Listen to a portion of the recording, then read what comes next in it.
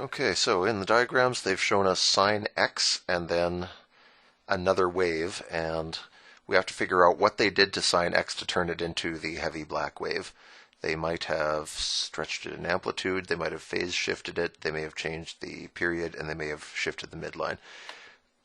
Just to make sure that you got all these before we dig in, I'm just going to draw you a few pictures. A change in amplitude, if your normal sinusoid looks like that, changing the amplitude gives you a taller or a flatter wave. So this would be a sinusoid with a different amplitude, and so would this. Surely I can draw better than that. Okay, so they start in the same place, they end in the same place, they're equally wide, they just have different heights. That's a change in amplitude.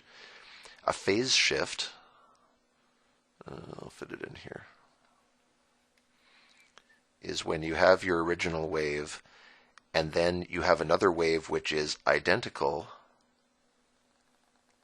except it's a little behind or a little ahead. It's like the whole wave has been slid sideways.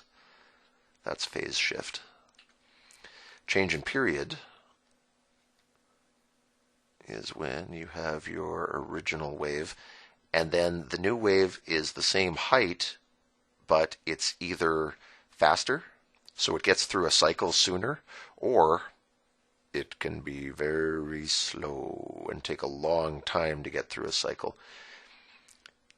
I tried to make these so they're all the same height and the valleys are all the same depth, and they all start in the same place, but they take different amounts of time to get through a cycle or a wavelength. That's a change in period. And shift in midline, is relatively easy to spot. That's when you have your original wave, and then the only thing that changes about it is it slides up or down. So, what have they given us here?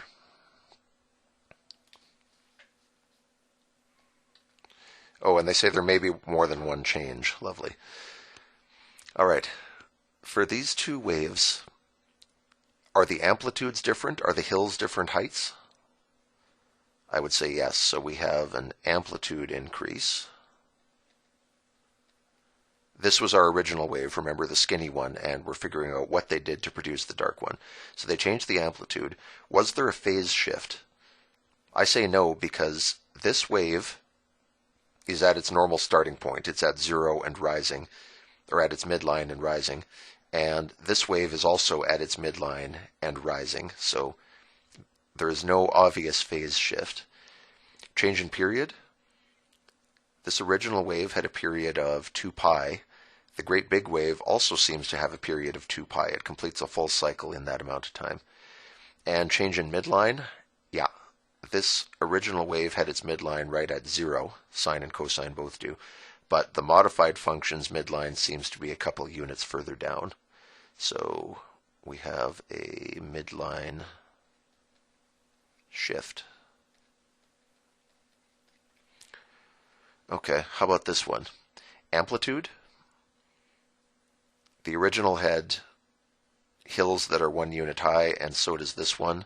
The original had valleys that were 1 unit deep, and so did this one. So the amplitude did not change here. Horizontal phase shift? Yeah, definitely. The original wave started at 0 and rising. This wave starts at maximum and falls.